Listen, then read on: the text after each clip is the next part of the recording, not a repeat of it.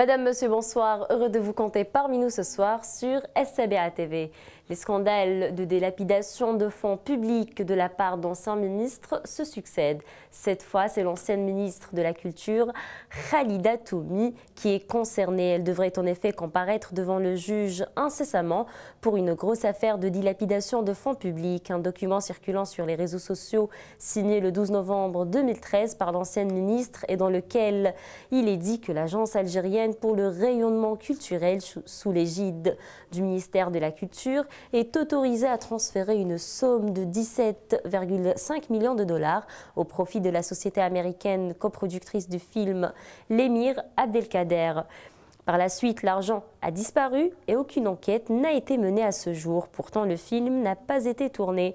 De plus, le parquet général de Tlemcen devra entendre la semaine prochaine l'ancienne ministre de la Culture, Khalida Toumi, et l'ex-wali de Tlemcen, Abdelwahab Nouri, dans l'affaire de surfacturation des prestations de la manifestation Tlemcen, capitale de la culture islamique 2011.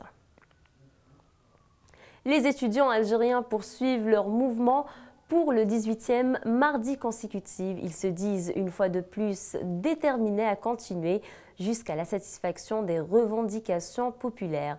Mais ils évoquent également que ce mouvement, qui dure depuis le 22 février dernier, a eu un impact direct sur leurs études. Je vous propose de les écouter. Il y a des étudiants qui n'ont pas fini leur programme, donc ils passent leurs examens au mois de septembre. Nos études et tout, ça a affecté un petit peu. On a eu du mal à finir notre programme, mais on n'a pas fait déjà on n'a pas fait les tests, on a fait que les examens. Je suis venue en Algérie pour manifester. Voilà. On est très concernés en France. Il y a énormément de manifestations, même à Paris, tout ça. La plupart du temps, on manifeste pour justement l'État algérien, on les soutient et Inch'Allah khair. Je participe à la marche des étudiants chaque semaine et personnellement, ça n'a pas affecté les études car je peux allier entre le Hirak et les études.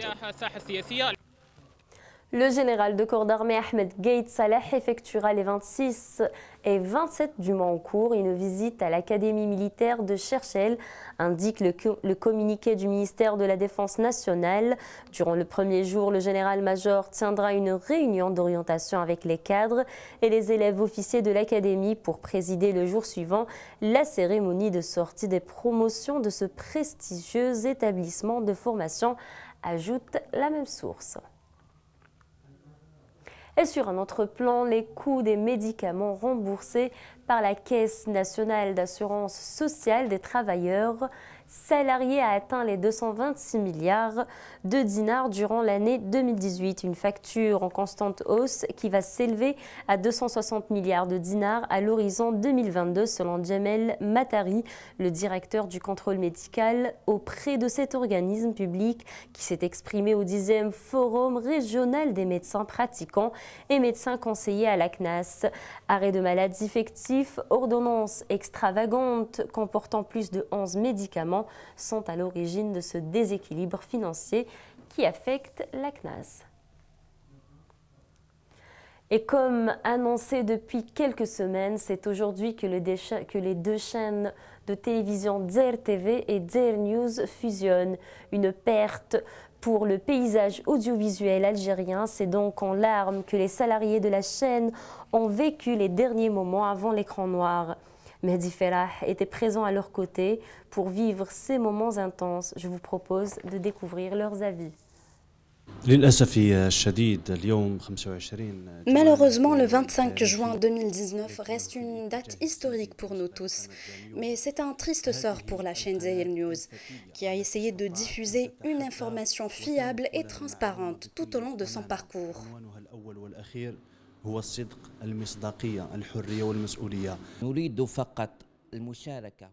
Nous voulons soutenir ces employés de Dzer News.